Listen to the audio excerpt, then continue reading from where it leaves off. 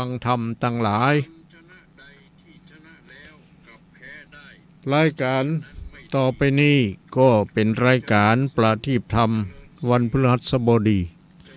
ซึ่งก็ดำเนินรายการโดยตุลุงวัดห้างธรรม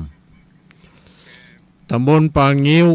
อำเภอเวียงป่าเป้าจังหวัดเชียงราย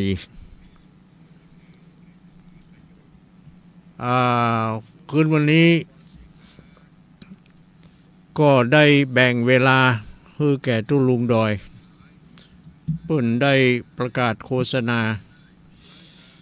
การงานต่างๆให้แก่ญาติโยมทั้งหลายได้รับฟังไปแล้วเนาะเขาก็จำไว้ถึงวันเวลานั้นเขาก็ไปร่วมกันอย่างวันที่15ตุลุงวัดห้างธรรมก็จะไปเนี่ยนะจะได้ไปปะพบกับญาติโยมทั้งหลายเนาะที่ อำเภอเมืองปานเนาะอำเภอเมืองปานจังหวัดลำปางเพื่อจะได้ไปร่วมหล่อเทียนตามที่ตุลุงดอยได้ประกาศไปเนาะเขาก็มาเข้ารายการของตุลุงวัดห้างธรรมต่อไปเนาะวันนี้ก็เป็นวันพฤหัสบดีที่13กรกฎาคมเนาะพุทธศักราช2566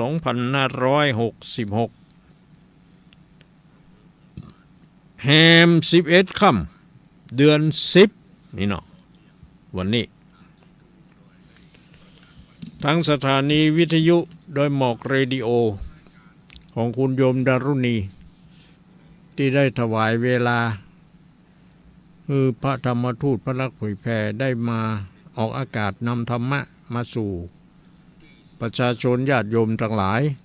ได้สดับรับฟังกันเพื่อเป็นการศึกษาความรู้เกี่ยวกับพระธรรมคำสั่งสอนเนาะและก็เครือข่ายสถานีแถมหลายๆสถานีนะที่เปิ้นได้เกาะสัญญาณถ่ายทอดกันไปเพื่อให้พ่ออุ้ยแม่อุ้ยญาติโยมทั้งหลายที่อยู่ไกลสถานีอันนี้รับมาได้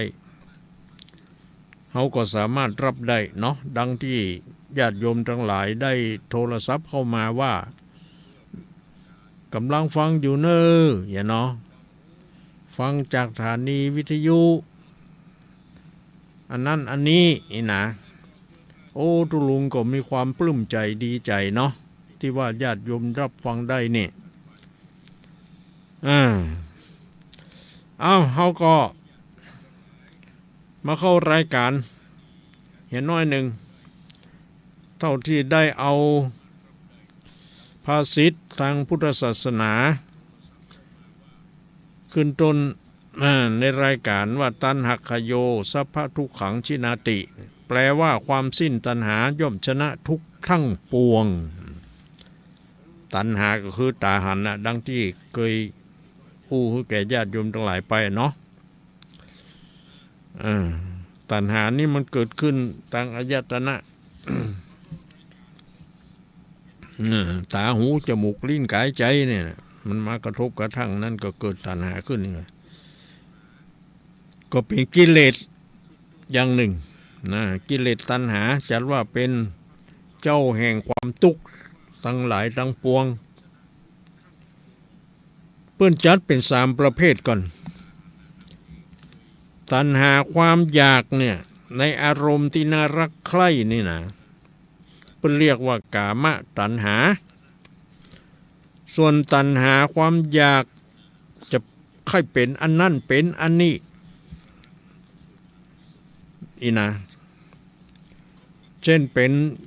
ผู้ใหญ่บ้านก็อยากเป็นกำนันเป็นกำนันก็อยากเป็นนายอำเภออย่างนี้เนาะเนี่ยเรียกว่าตัณหาอยากจะเป็นนั่นเป็นนี่อันนี้เรียกว่าภวตัณหาภาวะตัณหาตัณหาในภพนี่เนาะ ทีนี้ตัณหา แถมยังก็คือบ่อยากจะเป็นอันนั้นบ่อยากเป็นอันนี้บ่อยากเป็นอันอย่างสักอย่างบ่อยากเป็นตุเจ้าบ่อยากเป็นกำนันผู้ใหญ่บ้านในอำเภอหยังอีน้อง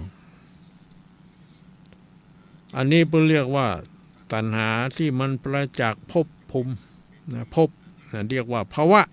เรียกว่าวิภาวะตัณหาการที่เขาสามารถดับกิเลสตัณหาให้สิ้นเชิงเนี่ยทุกดับไปหมดเปิ้นได้ชื่อว่านิโรธเพราะว่าคำว่านิโรธนี่คือความดับทุกข์เพราะเป็นการดับทุกข์ได้จึงเป็นการชนะทุกข์ทั้งปวงนะ เนี่ยทุกคนเนี่ยมันมีตัณหาแต่ว่าจะมีมากมีน้อยจะเป็นตัณหาจะเป็นกามตัณหาก็จะเป็นภวตัณหาหรือจะเป็นวิภวตัณหาก็ตามมันก็จะมีต่างกันบางคนก็มีน้อยบางคนก็มีปานกลางบางคนก็มีนักมีมากแต่มันก็เป็นความทุกข์เหมือนกันนั่นแหละตัณหาน้อยทุกข์น้อยตัณหาปานกลางทุกข์ปานกลางตัณหานักก็ทุกข์นักนั่นแหละญาติโยมเนาะอย่างท่านทั้งหลายที่จังบ่นว่าอย่างมาทุกข์แท้ทุกข์ว่าอีน่ะทุกข์การทุกข์งานทุกข์นั่นนี่ทุกข์ทำมาหากินทุกข์ในการเลี้ยงชีพเนี่ยทุกข์ในการทะเลาะเบาะแว้งผิดเถียงกันไปในครอบครัวอย่างนี้นะอันนี้มันเป็นความทุกข์ทั้งนั้นแหละนะมันเป็นตัณหาหมดละ ตัณหาความอารมณ์ที่รักที่ใคร่เนี่ยอันนี้มีเหมือนกันเนาะก็สรุปความแล้วว่าถ้าตัณหามีน้อยทุกน้อยตัณหาปานกลางทุกปานกลางตัณหานักทุกนักอีกก็แล้วกันเนาะนี่เขาก็มาข้อที่สองแถมว่านะตังชิตังสาธุชิตังยังชิตังอวะยินยติเนี่ย แปลว่าความชนะใดที่ชนะแล้วกับแพ้ได้เนี่ยความชนะนั้นมันบ่ดีเขาชนะแล้วชนะกิเลสตัณหาตัวเองแล้วตรงมาลุนมาสังไปยอมแพ้มันเหียนี่นะ เขาชนะมันแล้วเขาก็สบายใจเนาะอยู่ต่อมาความหลงละลึงในความสุขในอย่างต่างๆก็ด้วยลืมตัวลืมอย่างไปตัณหาเข้ามาแถมอันนี้เรียกว่าเขาชนะแล้วกับแพ้ได้แถมแพ้ก็คือการนั่นแหละเนาะชนะก็คือแพ้ มันเป็นกำเมืองกำภาษากลางเนี่ยเนาะการทำศึกสงครามย่อมจะมีทั้งผู้แพ้และผู้ชนะเนาะสมมุติว่าบ้านเมืองฮบกันนี่นะ ผู้ที่ชนะแล้วก็ยังกลับแพ้ได้เหมือนกันนะและผู้ที่แพ้อาจจะกลับชนะได้แถมก็ได้เนี่ยพลัดเปลี่ยนกันแพ้พลัดเปลี่ยนกันชนะอยู่อย่างนี้ล่ำไปตราบใดที่ทั้งสองฝ่ายยังบ่ลดทิฐิมานะของตัวเองฝ่ายใดฝ่ายหนึ่งเนี่ยการชนะนี้จัดว่าเป็นการชนะที่บ่ดีนะแต่การชนะทั้งข้างนอกและข้างในก็สามารถฆ่ากิเลสตัณหาได้นี่การชนะนี้เป็นการชนะที่แท้จริงจะบังคับมาแพ้แถมจัดว่าเป็นการชนะที่ถาวรตลอดไปนี่ก็หมายความว่าการชนะนี่บางครั้งบางทีมันก็อาจจะมีแพ้มีชนะเหมือนกับการชกมวยเนาะชกครั้งแรกฝ่ายแดงชนะมาชกครั้งที่สองแหมฝ่ายแดงกับแพ้ฝ่ายน้ำเงินชนะอย่างเนี้ย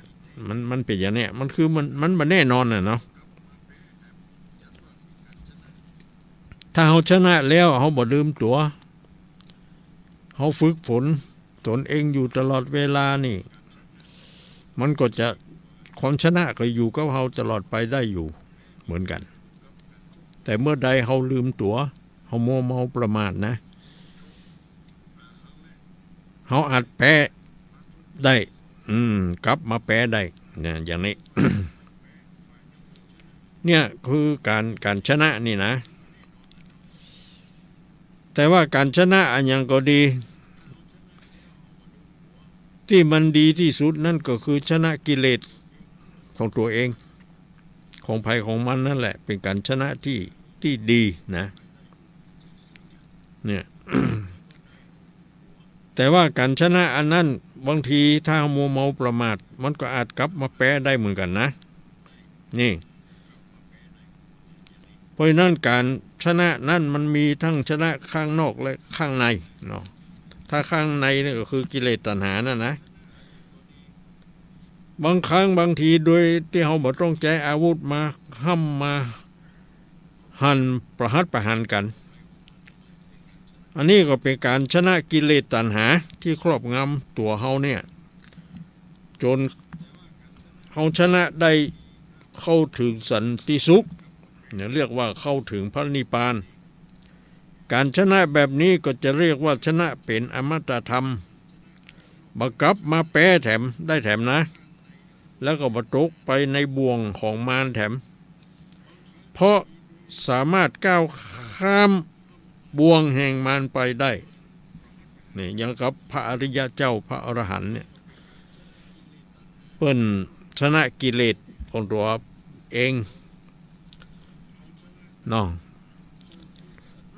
เปิ้นอาจจะบาก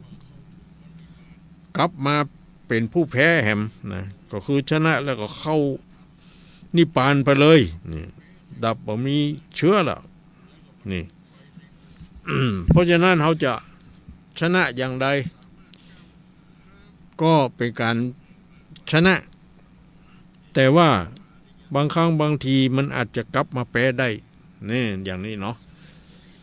เอาล่ะก็จะขอบรรยายเกี่ยวกับหัวข้อภาษิตที่ว่านี้มาเนาะเพียงเท่านี้ก่อนต่อไปนั้นเขาคงจะได้เทศนาธรรมสืบต่อเรื่องกุมารมดซุ่มเนี่ยปุกที่3เนาะวันนั้นเทศมาได้เกิงเทศมาถึงที่ปกก้างัวต่างที่ไปขายของทางบ้านต่างเมืองขายของเสี่ยงแล้วปึกก็ซื้อเกลือซื้อพริกซื้ออาหารการกินเอาต่างงัวกลับบ้านไอ้น้องเปิ้นไปกันเป็นหมู่เป็นจุ่มโลเป็น500พุ่นน่ะดอกตัวกันโลๆกันเนาะทีนี้มันก็มี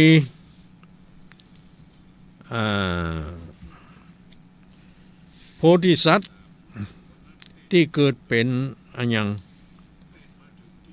เกิดเป็นกุมารนั่นแหละก็ไปกล้าไปขายด้วยเขาเหมือนกันแต่ก็อินดูงัวนี่บ่ยอมต่างของต่างครัวอย่างสักอย่างกลัวว่างัวมันจะเจ็บหลัง อย่างนี้ อันนี้เป็นคนที่ว่าจะได้อินดูขุนนะนี่นะกลัวว่าบาปกรรมนั่นจะมาตันตัวเองกลัวงัวนั่นจะเดือดร้อนนี่ก็เลยบ่ยอมซื้อของซื้อครัวอันอย่างสักอย่างที่กลับบ้านกลับจองอันนี้ก็เป็นเรื่องของคนใจบุญเนาะก็จะได้ ซื้อของซื้อครัวปิกปกบ้านไผก็ค่อยคิดค่อยอ่านได้ครัวอันอย่างก็ดีเปิ้นขายอันอย่างเมืองนี้เปิ้นก็ขายถูกอย่าซื้อแล้วก็ผูกติดหลังงัวไปจักได้กำไรมีมากวันฮือหากจักเมืองปราณสีหมู่พวกกาทั้งหลายเขาก็ไขว่าตีต้านฟู่บอกให้หมู่ไผมันแล้วเขาก็เอากันเข้าไปยังกาดซื้อครัวตามมุ่งมาดใจโจงราคาตกลงกันง่ายถูกใจแล้วก็จ่ายเงินกัน ของไผ่ของมันก็ได้ห้างหมอนสาดบังและสายหางสาดปุยบังตบจีบห้างโดยรีบเร็วปันนะว่าอย่างนั้นเพราะนั้นก็จะต้องเทศต่อนี่ไปเนาะก็ขอให้ทุกท่านได้สดับรับฟังกันนะโมนี่เขาบอกว่าละ เพราะว่ามาต้นแล้วเนาะมันทำนี่ยังบ่จบเขาก็จะเทศต่อที่นี่นะญาติโยมนะโสมหาสัตโตส่วนว่ามหาสัตเจ้าตนหนุ่มเนารัตมณีเจ้ามีใจอินดูยังสัตว์มากบ่อากปากเจ้ากับไผหูแต่ในใจก็บ่ปากเจ้าก็หากฮักงานยังสัตว์กัวปัวเป็นทุกข์ถนัดไปนาสะปะครัวกะตั้งหลายเจ้าก็บ่ควรควายซื้อใส่กัวเป็นกรรมนักใหญ่ไปมาทางงาเกือกปลามาแล้วจะกาดแก้ออกกับขึ้นหลังยังซื้อขวาอันยังใส่ปอกหลังหัวลอกกะทรมานเจ้าก็เกิดสงสารแต่ใส่จริงบอกใครใดขวาอันใดส่วนพ่อกะตั้งหลาย500หันใจอ่อนน้อยบ่ซื้อเอาขวาเจ้าดักกุมหัวอยู่ฝูงเจ้าหมู่ทั้งหลายก็ตามยังใจหนุ่มเนาว่าดูลาเจ้ารัตมณีเฮาจักลีลาขึ้นไหวหน้าอ่านว่าครัวกะมึงยังบ่ซื้อบ่หาโอสักกีก็สั่งตูมากูเยียงมึงซื้อเครื่องครัวใบมึงสั่งบ่สดใจโซลาบันผูกจักไว้นาขึ้นเมืองแล้วเลยว่าอ่านเมื่อนั้นมหาสัตว์เจ้าก็ไขบอกเล่ากำจาว่าครัวก้านั่นนาบ่เอาสั่งไปสักอย่างเพราะว่างัวต่างบางพ้องก็เจ็บขาบางตัวนั้นนาก็หลังลอกงุนห่างปอกเจ็บปองจักกะต่างเขาของใดก็ลำบากย้อมสากากหน้าคุณนาเจ้าก็มีกำจาบอกเล่าให้ฝูงพวกกาเผาจุมเดียวก็มีวันนั้นแหละ นี่พวกกาทั้งหลายหมู่นั้นก็ว่าเจ้ายังมาบ่ซื้อยังสักอย่างนี่เนาะต่างงัวกลับบ้านนะเจ้า กุมารรัตมณีนี่ก็บอกว่ากลัวอินดูงัวนั่นแหละกลัวมันเจ็บหลังเจ็บยังเจ็บแข้งเจ็บขาเป็นการทุกข์ทรมานอย่างนี้นะพิกเวดุราภิกขุทั้งหลายปางเมื่อกุตตะกะตะเมื่อก่อนใดเป็นใจอ่อนน้อยกุมาราวิบากหนามาตอบใส่ในชาตินั้นไร้แสนทุกขีพ่อแม่บ่มีตายละไว้ทุกโศกไม่นักหนาได้หาบหญ้าและลัวมาขายเลี้ยงใส่ต่อนี้ก่อนนะ ต่อนี้ก่อนเพราะว่าวิบากกูได้เอาไข่นกเสียจากห่างวันรุ่นหลังจากหันได้เอาไข่นกนั่นขึ้นหลังวิบากยังปังสายตอบได้ขึ้นครอบไปลูนเป็นหนอพุทธังกุลก็มายังลำบากได้ถึงทุกข์ยากนักหนามีปิตามันดาก็ตายเสียจากเพราะวิบากได้กระทำมาดีแต่ว่าในชาติกาปางก่อนบุญกูบ่พรกระทำมาปางเมื่อเกิดดาในปาลานสีใหญ่กว้างยังมีคนผู้หนึ่งอ้างมาขอยังเข้าน้ำน้อเสื้อผ้าเฉพาะไอ้หน้ารอดคาวากูก็ได้อาตานโภชนาน้อยมากนาบุญอันนั้นหากยังมีได้ฮือกูเป็นลูก โอสักกี ตัวตอบพระกุศลบุญจ่อปาเนกาจาสเปจานาเหยหนุ่มเทาอย่าได้ไปเข้าสู่จวยโมหามานาทิฏฐิวิจิกิจฉาหือหลีกเว้นศีลตั้งหาเส้นก็หือมีไว้กับอัตตาพุทโธธัมโมสังโฆนั้นนาเป็นที่พึ่งไปใจจึงจะได้รอดพระนิพพานาอันหนึ่งหือมีใจเมตตาหักมากสัตว์และคนก็หักเหมือนกันชีวิตไผ่ชีวิตมันก็ย่อมไปห้อยหักขะคอยแห่งอินทรีย์ฮือแผ่ไมตรีไปควายจะได้ขนาดบุบตีตามดังพระมุนีกล่าวไว้เจ้านอนไทยรัตนมณีแผ่ไมตรีไปค่อยสัตว์ตัวน้อยใหญ่ตั้งหลายเจ้าก็เลยบ่เอาของขายขวก้าต่างหลังงัวพระอานอนล่าสักตัวหันแล อันนี้ก็คล้ายๆกับว่ากลัวบาปกรรมมาตันมาต้องนะเขาทำอย่างใดมันก็จะได้อย่างนั้นเขาเบียดเบียนคนอื่นวันหน้าคนอื่นก็จะมาเบียดเบียนเขานะอย่างนี้นะวิบากของรัตนมุนีนี่ก็ได้ไปเอาไข่นกออกจากหางมาวันรุนกึดใจได้ก็เอาไข่นกไปคืน นี่เนาะแต่บางทีบางครั้งยังเฮาเป็นละอ่อนนี่เนาะเฮาได้มาแล้วเฮาถึงบ่เอาคืนโลกเฮาไปต้มกินเนี่ย เนาะอย่างเนี้ยนะไข่ไผ่ก็ฮักลูกไผ่ก็ฮักเนาะบอกว่าสัตว์ว่าคนนี่นะทำให้พ่อแม่ลูกปัดพรากจากกันเนี่ยเนาะบาปกรรมนั่นก็บ่หนีหายไปไหนเพิ่นว่าอย่างนั้นนะเพราะฉะนั้นเฮาฮู้อย่างอี้แล้วเฮาก็จะไปได้ทำบาปทำกรรมเนาะเอาพ่อแม่ลูกปัดพรากจากกันอย่างนี้มันก็จะบ่ดีเนาะนะอันนี้ก็คือเฮาได้สำนึกไว้เจ้าก็เลยบ่ซื้อของซื้อครัวเนี่ยไปต่างหลังงัวกลัวงัวเจ็บ หลังเตปานิจาอันว่าป้อกาตังหลายใหญ่น้อยตัง500หมู่ปานิจาการว่าสุริยาแจงรุ่งสายฟ้าปุ้งไรถีก็เอากันลีลาคืนปอกปากันออกจากเมืองรัมมวตีเขาก็มีใจยินดีจมมากเสียงผังลางหากเนืองนั้นกลมมาเกี่ยวกันดังมีกองนั้นตัวต้องปลางัวนายห้อยนั่นนาเป็นหัวหน้ามันขี่ม้าก่อนนำตาง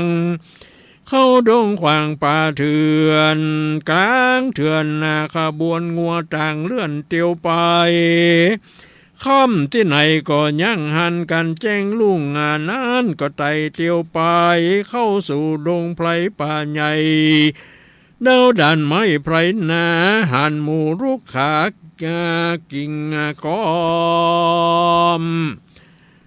วานอ่อนน้อมไกวใบไม้ในไพรมีสาหลายสัมมาต้นสูงต่ำใหญ่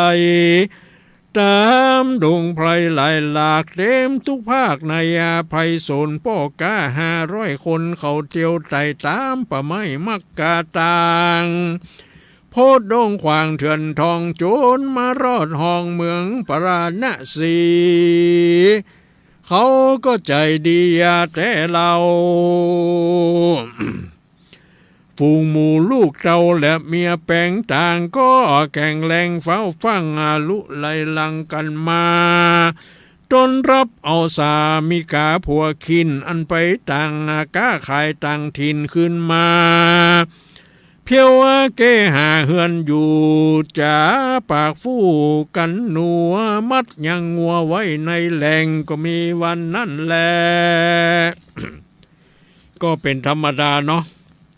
ผ ผัวไปกล้าต่างบ้านต่างเมืองไปหลายคืนหลายวันหลายเดือนพบกับปิกปอกมาเมียอยู่ตั้งหลังก็ค่อยหาพอผัวกลับมาก็ดีอกดีใจเนาะเพิ่นเอาของอย่างมาอย่างใดก็ไปเอาลงมาเนี่ยนะนี่ก็เป็นธรรมดาอย่างนั้นเมียอยู่ตั้งหลังก็บ่ ไปฮักกับใจใดสักคนนี่นะผัวไปกล้าก็บอกไปเอาเมียตั้งหน้า บัดเดียวเหมือนนี่เนาะบางทีจากเมียไปกล้าไปขายหลายมื้อหลายวันไปต่างบ้านต่างเมืองก็ไปเมาสาว บางทีก็ไปเอาเมียพัง บางทีเมียอยู่ตั้งหลังผัวบ่อยู่ก็เอาจู้มานอนนี่นะมันเป็นอย่างนั้นเพราะฉะนั้นก็เปิ้นฮักเดียวใจเดียวสัตย์ซื่อต่อกันนี่อยู่ด้วยกันเป็นมีศีลมีธรรมนี่มันก็จะมีความเจริญรุ่งเรืองนะหิมากาขึ้นเตโตกุมาโรมานาโวส่วนว่าพุทธากุมันใจบาปมารอดดาวเยาเรือนโอซากิ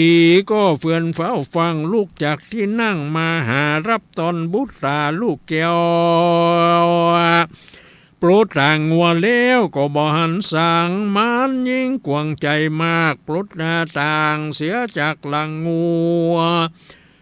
ทวนทุกตัวตนควายก็บ่หันต่างใส่สั่งมาเจ้ามีแต่วัฏฐาภาเก่าจริงถามโนเนาโปธิญาณว่าดูรากุมารเฮ้ยลูกหักพ่อเล็งตาพอยังครัวที่ต่างหลังงัวลูกกาลาสั่งบ่หันครัวกาครัวขายปล่อยว่ามาบ่ได้ตัวเปล่าเอาก้าเงินเก่าคืนมานั่นจ้านี่โอซากิก็มาหันกุมารรัตมณีนี่ว่าโปกาต่างๆทั้งหลายหมู่นั่นเปิ้นปิกปอกบ้านเปิ้นซื้อครัวมานี่แต่ว่ารัตมณีนี่ซึ่งเป็นลูกของโอซากิเนี่ยมาถึงบ้านถึงจองบ่มีครัวอย่างสักดังมีกาผ้าเก่าผ้าเกลือผ้านุ่งครัวใบที่เอาไปถ่ายไปอย่างต้อนของใหม่ของอย่างบ่ได้ซื้ออย่างมาสักอย่างนี่เนาะเพื่อก็พ่อก็ถามอย่างนี้นะ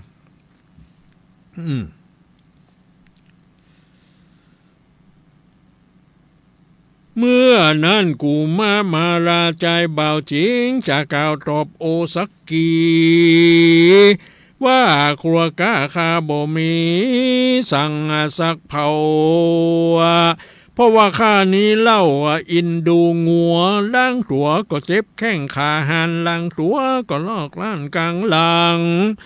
ข้าก็กลัวบาปมาปังศพใส่เป็นสุดร้ายบาปกรรมเพราะมันผิดศีลธรรมพระเจ้าข้าลูกเจ้าเลยบ่เอาครัวกาสั่งมาและพ่อเฮย เมื่อนั้นโอซากิก็เกียดแปลงหน้าสมเสียกจังกลางยะหัวบังดังใหญ่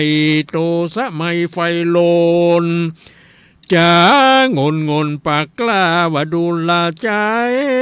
กำพลารัตมณีกูก็เกิดดีฮือมึงแต่เล่าเงินคำบ่มีสักเผากูก็จวนมึงไปหายังสหายกูนั่นนาผู้ใจง่ายเมื่อจกเงินจ่ายปันมา800นั่นนาก้ามากกูก็หักเอาซื้อยังงัวพร้อมตั้งครัวเครื่องก้าฮือมึงตั้งนาไปขายหวังกินน้ำปลายกำให้ออกบัดนี้มึงก็ปอกขึ้นหลังมึงสั่งบ่เอาครัวก้ามาสักอย่างปล่อยงัวทางมาได้มึงนี่เป็นใจบ้าใบบอกใครได้เงินคำบอกกะตำเหมือนต้านเปิ้นปิกปอกบ้านเอาครัวมาเจ้ากุมาลาหนุ่มน้อยก็ดักเงียบจ้อยบ่จ้าสั่ง ป้อโอซากิก็ถามลูกว่ามันยังบ่เอาอย่างมาสักอย่างนั้นอย่างนี้พอป้อกาเปิ้นหมู่นั่นเปิ้นยังซื้อของซื้อครัวมาอีหนอมึงนี่มามือเปล่าบ่เอาอย่างมาสักอย่างนะแทนที่รัตนมณีจะเถียงจะอย่างบ่เถียงบ่ตอบบ่ท่องอย่างสักอย่างดักเงียบจ้อยเลย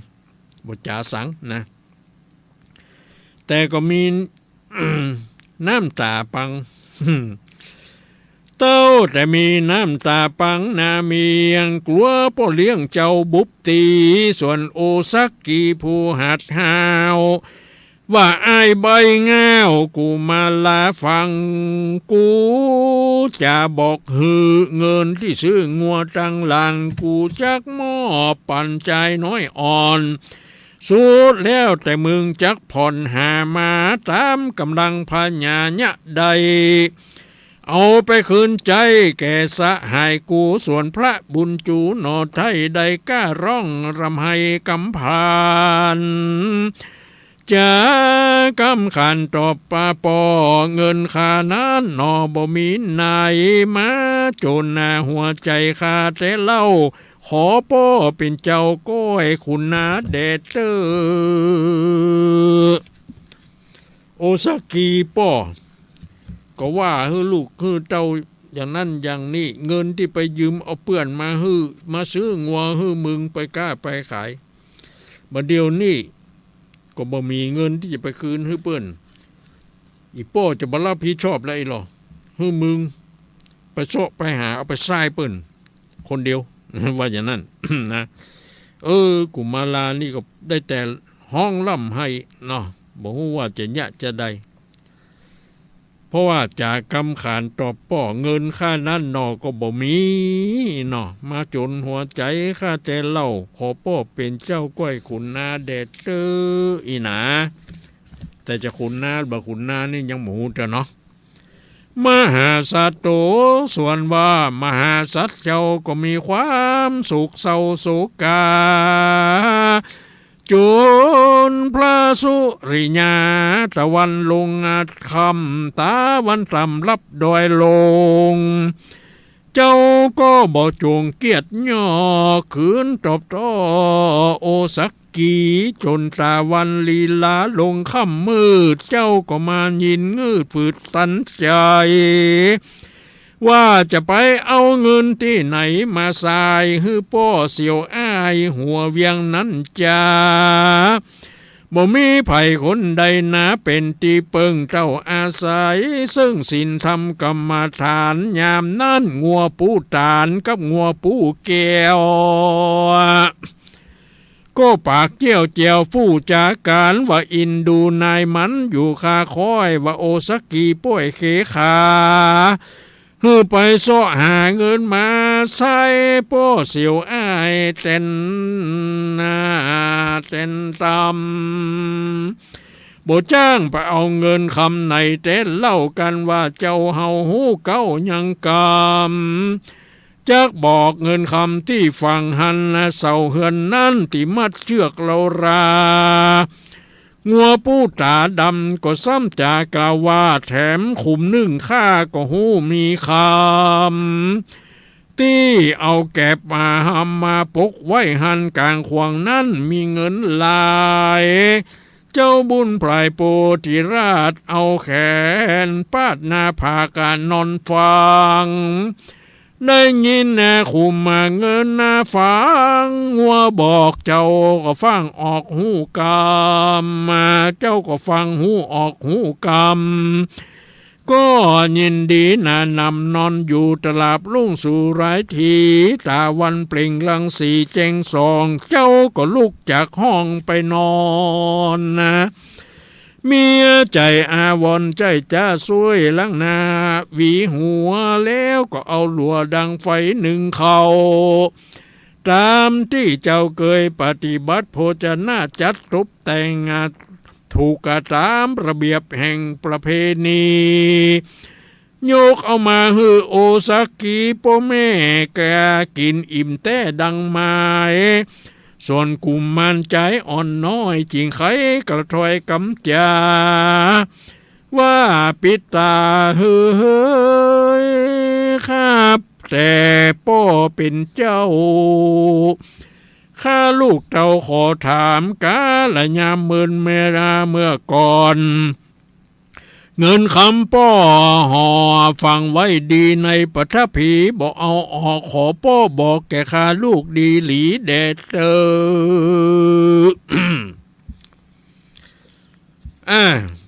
รัตนมณีฟังงัวอู้กัน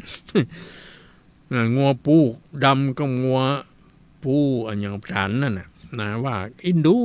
เจ้ารัตนมณีได้เนาะป่อด่าว่าเก่า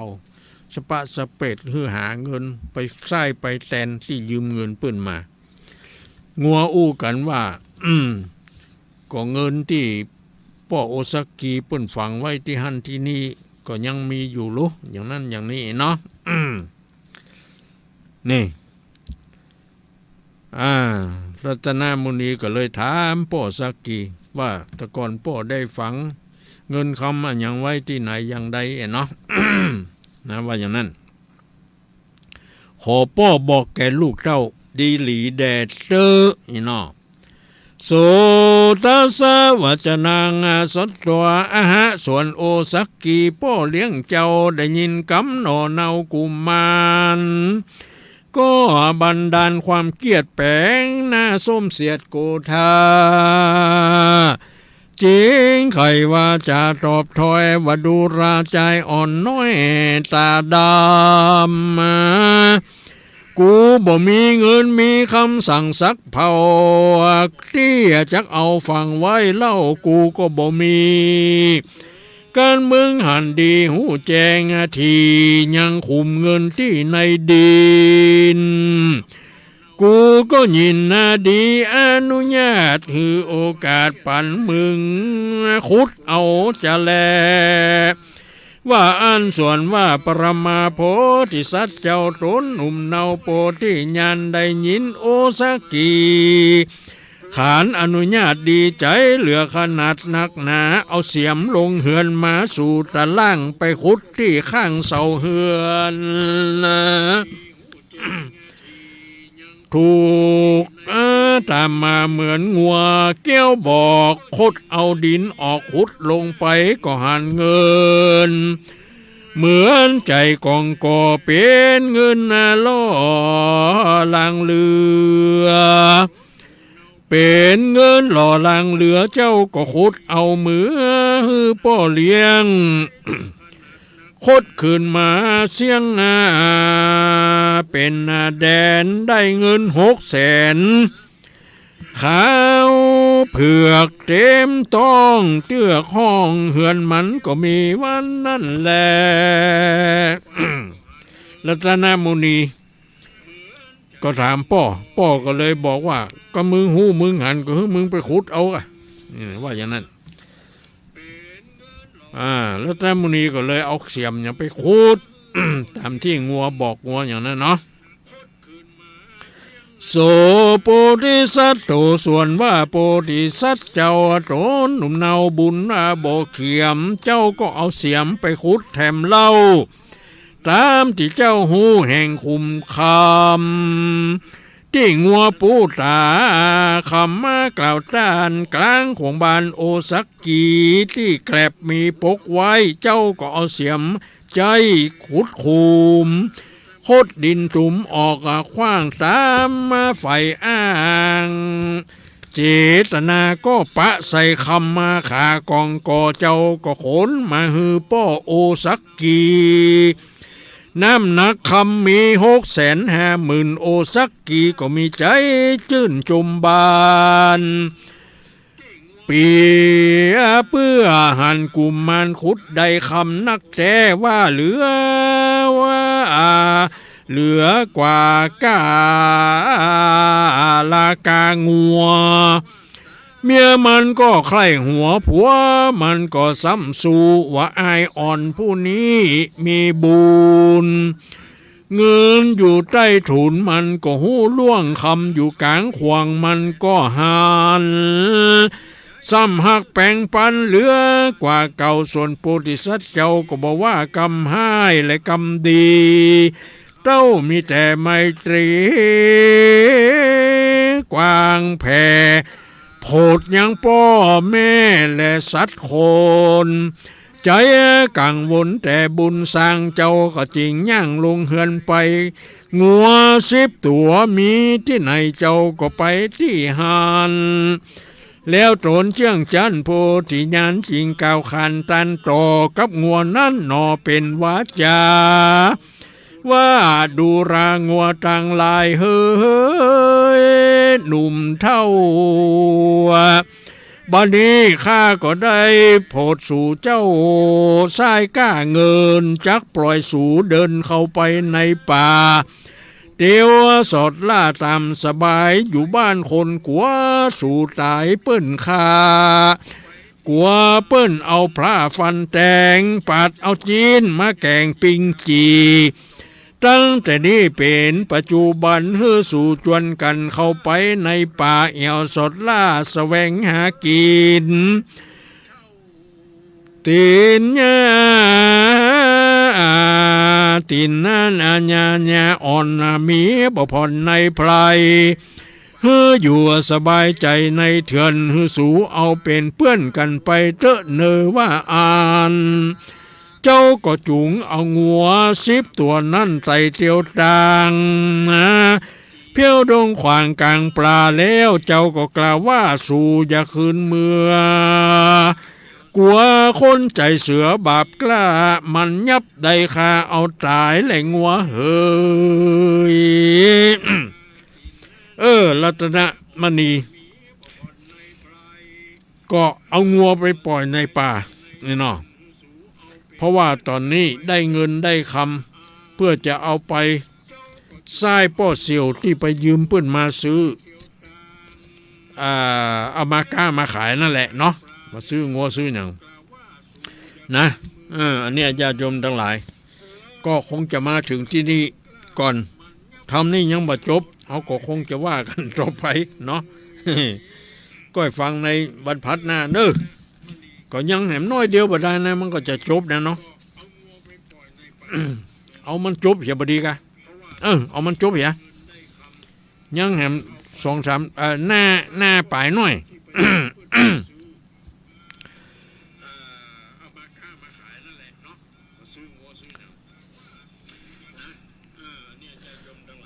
เกินว่ามหาสัตว์เจ้า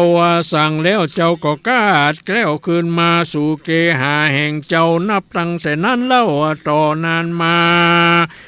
งัวทั้งหลายนั้นนาก็ได้ไปอยู่ป่าเอวสดล่ากินนาคริเกียงหนีเสียเวียงไปอยู่เถื่อนเอากันเป็นเพื่อนในไพรอยู่สุขสบายใจในปะกวางเขาก็อยู่ตั้งอยู่สบายเหมือนหมาก็กลายเป็นงัวป่านานเนิ่นจ้าสืบพันธุ์มาจนถึงกาลบัดนี้แล โสปนามหาสัตว์โตส่วนว่ามหาสัตว์เจ้าก็เตียวไต่เต้าตามมักกาขึ้นมาสู่เกหาโป้เลี้ยงอยู่ที่หันนาเพียงหลายวันมีความเกษมสันจื่นไว้แล้วก็ปกเงินไปใส่แตนคาแตนซ้ำบ่เหลือคำในสักน้อยพ่อแม่เลี้ยงก็ชื่นจ้อยโสมนัสสาก็ขนเอาเงินคำมาใส่ไว้เต็มห้องใหญ่ในเกหาอยู่ตั้งจุกอาจารย์นากินใจบ่มีความฮ้อนหายมองขี่สุขสวัสดีแต่เล่าเขาก็เติมฮักนอนเน่าโปติญาณเนี่ยคนเฮาเมื่อหนทีเนาะก็ว่าด่าคือลูกพอลูกได้เงินทองมาก็เอามาใส่มาแทนเขาดีอกดีใจฮักขึ้นมาทันทีทันใด มันอย่างนี้เนาะบืนหน้ามือเป็นหลังมือเนาะคนเฮามันมาแน่ยะเมื่อดีก็โอ้ฮักเมื่อหายก็จังเนี่ยนะยิ่งกว่าลูกหลานในใสเขาก็ว่าเขาก็ฮู้ว่าเป็นนอไทยพุทธังกูลบ่ฮู้ว่าเป็นองค์บุญตนใหญ่ฮู้กล้าว่าเป็นคนทุกไร่เอวมาขอ โดยแท้ที่นอก็เป็นกุมารบุญใหญ่บุญจักได้กินบ้านเสวยเมืองรัตมณีก็บอกคือกึดเครื่องสั่งซักเผาบ่มีความสุขเศร้าอยู่ยินดีรักษาอินทรีย์โดยจอบตั้งนาประกอบกุศลบุญหูจักยังกุลพ่อแม่ตั้งเท่าแก่ปู่ลุงตา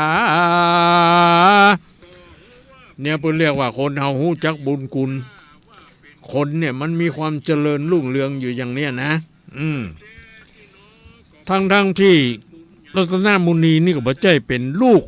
ของโอซากิติแท้เนาะเป็นคนทุกข์ไร้เข็นใจมาขออยู่อาศัยอยู่ก็เลยเอาเป็นลูกเป็นเต้าเป็นเดิมเป็นเหลี่ยวบุญธรรมเนี่ยเนาะบ่ใช่ลูกในร้องในไส้นะปฏิบัติภาวนาไปใจหักษาศีลไว้กับตัวเจ้าก็หูสะดุ้งกลัวต่อบาปบ่มีความหยาบอาตารุนเอาพุทธคุณธรรมกุลสังฆคุณเป็นที่เปิ้งใจกันทำบุญนั้นใส่หักหันดีตามดังพระมุนีเทศนาไว้กันปุกละผู้ใดกระทำบุญบาปกรรมฆ่าสัตว์หือวายวามมรณาตมั่งเสียงสะมั่งยังสั่งฆ่าขาดแตกเป็นสองมากาปุ่นปองผิดนาพ่อแม่มักด่าแต่หมู่จุมจีตัดไม้สลีมหาโพธิ์มังเจดีย์โยดาและพุทธารูปาข้าหนออรหันตาย่อมเป็นบาปใหญ่ตายและตกต่ำใต้อเวจี10,000 ปีบ่พ้นจากเสวยวิบากเสียงทรงไขโยนโรปุกละผู้ใดหนุ่มแล้วเท่านับถือรัตนะเจ้าสามมัตไรจำศีลภาวนาไปทุกเมื่อนาบุญอันนั้นเพื่อปกงามหูจักกะทำอุปถากงดเว้นเสียป่าประกรรมใดอุปธรรมเลี้ยงพ่อแม่เอาแก้วทั้ง3มุ่งแผ่ปกหัวมุ่งแผ่ปกหัวบุญก็เที่ยงหักษาตัวข่าวใจบ่ตกถอยไร่ถึงผ่านเพราะว่าบุญศีลบุญทานกรรมมาช่วยบ่ตกถอยด้วยต่างดีเหมือนรัตนมุนีทุกตะหนุ่มเน่างัวบอกหุ่มคำหือเจ้าใดสบายใจก็มีวันนั้นแหละนารัตมณีจ้าตะกังนี่ที่ตั้งขี่ญาอันสั่งวันนาวิเศษจ้าห้องเหตุรัตนะมณีกุมารมดสมผูกทวน3ก็บังโกมสมเรศเดชแล้วตอนนี้ก่อนแล้วจบไปแล้วผูกที่3เป็นอย่างใดหูความก่อเนาะก็คงจะหูเนาะญาติโยมทั้งหลายบางสิ่งบางที่มีคติสอนใจอย่างกับเรื่องนี้คนเฮาถ้ามีใจเป็นบุญขุนนามุตรูต่อสัตว์ต่อคนต่ออย่างแล้วนั่นบุญนั่นก็จะมาสนองกำจูนะเพื่อได้อยู่ดีมีสุขเหมือนกับรัตนมุนีนี่หูกุลสัตว์กุลคนกุลพ่อกุลแม่เวลาโอกาสก็ตอบใช้แทนบุญกุลนั่นนี่นะเพิ่นว่าเป็นคนดีเนาะเป็นอย่างนี้นะเอาละญาติโยมทั้งหลายต่อไปก็จะได้ประกาศอนุโมทนาเหตุสักน้อยก่อนเนาะแล้วเขาก็เปิดโอกาสให้ญาติโยมเนาะได้โทรได้หยังกันมาอันนี้ก็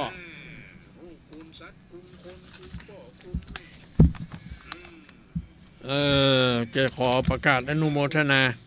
เนาะ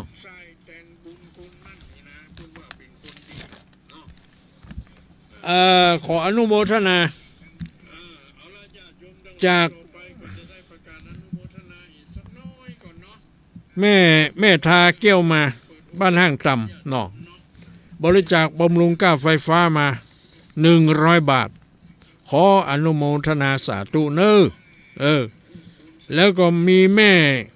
ถนอมสีคำฟัน หรือสีคำปันหรือสีคำฟันนี่เนาะบ้านซบลีนะตำบลปางยิ้วนั่นบ้านสันสลีบ้านสลีก่ะบ้านสันสลีไม่ใช่บ้านซบลีขออภัยเนอะตาลายแม่ถนอมสีคำฟันสีคำปันสีคำฟันเนี่ยเนาะบ้านสันสลี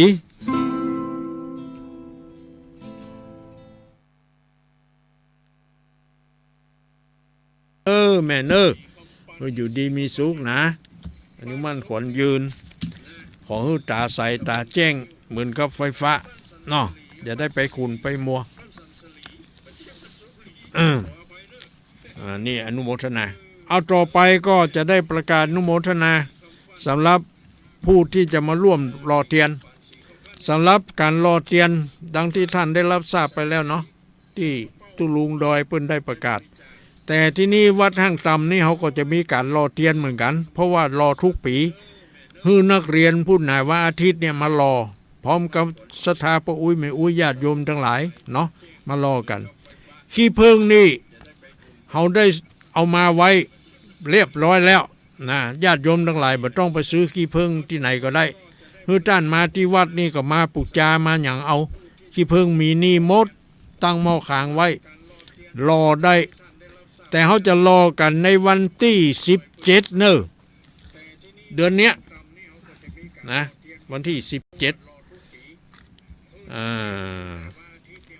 เวลาบ่ายนะบ่ายโมงเป็นต้นไปเพราะตอนเช้านี่เขาจะได้ไปที่วัดหนองยาวบุญอยู่เปิ้นก็จะมีพิธีการรอเทียนพรรษานั่นแหละแต่เปิ้นนิมนต์ไปเป็นประธานไปเปิดไปเทศอีเนาะก็จะได้ไปที่วัดหนองยาวก่อนนะอันนี้ก็มีผู้ที่บริจาคร่วมรอเทียนพรรษามาก็จะขออนุญาตประกาศอนุโมทนาเนาะก็มีนางฟองคำเกี้ยวปัญญาบริจาค100 บาทแม่นวลอินทวงศ์ก็บริจาค100 บาทไอ้จันทิพย์บ้านขุนเมืองงามอีน่ะนามสกุลเปิ้นอย่างโหเนาะเปิ้นบริจาคเทียนมาแล้วก็บริจาคปัจจัยมาแถม100 บาทเนาะอนุโมทนาสาธุเนอทุกคนทุกท่านขอให้มีอายุมั่นขวัญยืนเนาะตาแจ้งตาใสเหมือนกับแสงไฟเทียนนะอยู่ดีมีสุขเนอต่อไปเหลือเวลานี่9 นาทีเปิดโอกาสให้แก่ญาติโยมทั้งหลายได้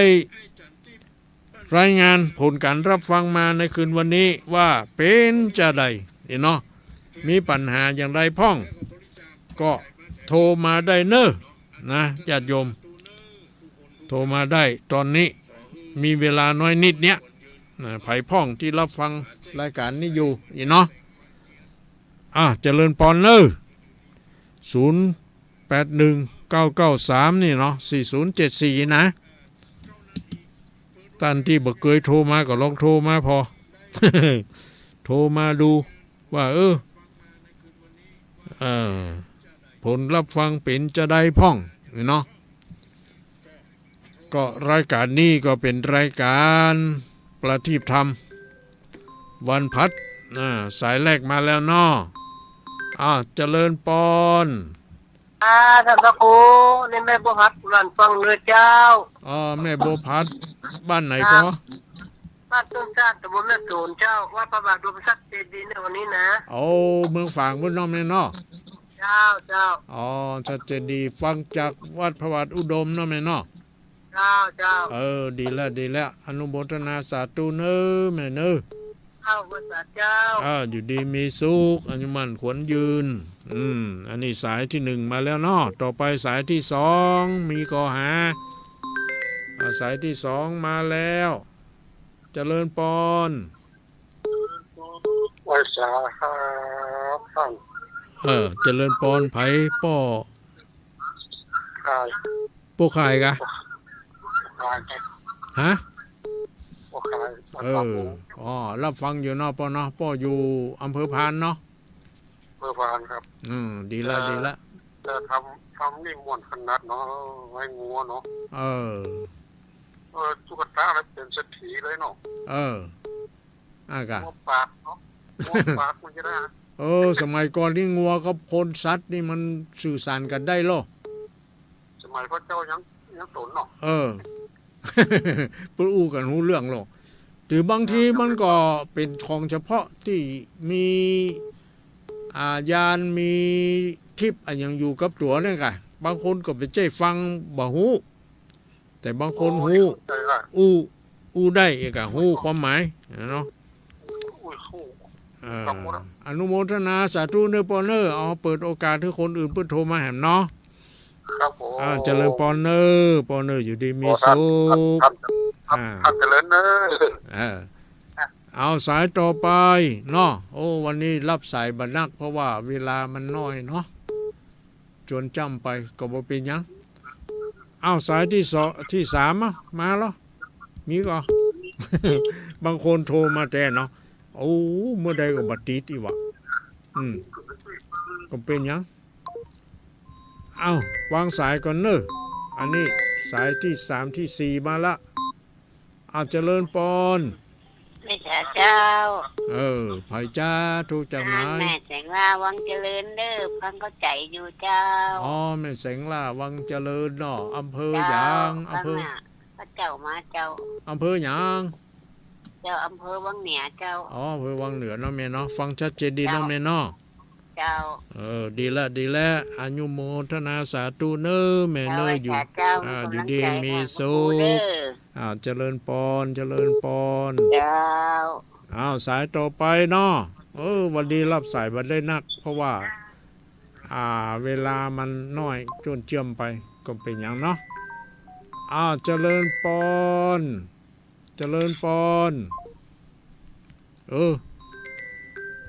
รับไปเหียได้เจริญปอน ไปชาลุงเจ้าฟังอยู่เด้อ ฟังอยู่เนาะจากไหน จากแม่เหรียญเส้นเต่าวังเหนือลำปางเจ้า ไม่เรือนสันโตวังเหนือลำปางเนาะ เจ้าจะเห็นดินเด้อ วันที่15ปากันเด้อที่วัดทุ่งโป่งอย่างนั้นนะเจ้าไปไหนมาได้เจ้าอยู่กับบ้านนะ บ่เป็นหยังสุขจิตสุขใจไปก็ได้เด้อเจ้าใครไปที่ชุดจงใจไปเนาะส่งใจมา อนุโมทนาบุญตัวเด้อเจริญปอนเนออยู่ดีมีสุ เจ้า ข สาธุเจ้าให้กำลังใจให้ลำเดียวกำลังใจทุลุงเด้อเจ้าไปสาเจ้าเจริญปอน เจ้าสาธุเจ้าได้แหม2สายใครจะมาวันนี้รับสายน้อยไปหน่อย เป็นยังได้แหม2สายเนอะญาติโยมใครจะโทรมาได้แหม2สายจะหมดเวลาแล้วเนาะเจริญปอนมีไหนเจริญปอนวางสายกันเนอะ7729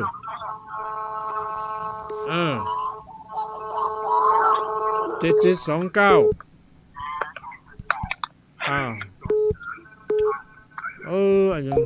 จะได้เจริญปอนมันบัดติดแต่รุดกะเจริญปอนเจ้าไปสาเจ้าตะลุง แม่สีทอนมาแล้วเจ้าเก็บมาตันรถเดี๋ยวเวลาจะหมดแล้วแต่นั่นก็จะหมดเวลาละเจ้าบนโต๊ะกับตะลุงบนโต๊ะวันนี้เจ้าเทศกาลโต๊ะเนอะโต๊ะจุ่มเย็นดีเนาะแม่เนาะเจ้าไหว้สาเจ้าตะลุงอนุโมทนาแม่สีทอนอยู่ดีมีสุขเนอะได้แหม1สายได้นี่สายสุดท้ายว่าได้เจริญปอนแกไม่สาเจ้าตะลุงโทรมาจากบ้านทองละปูนเป็นนะเจ้ายังไม่ใส่ทองเจ้าไม่ใส่ทองบ้านทองละปูนเจ้าชัดเจนดีน้องแม่เนาะวัดห้วยจงซัก98.75นะเจ้าดีแล้วอนุโมทนาสาธุวันที่15ก็จะไปกับเปิ้นรอเจนทั้งว่าปะตะลุงก็หาปะอยู่เพราะว่าตะลุงก็จะไปเนาะเต็มประคำป้อมวันนี้อยู่ให้ฟังดีแล้วเนาะแม่เนาะวันที่15ปากันดอแม่เนาะ จ้า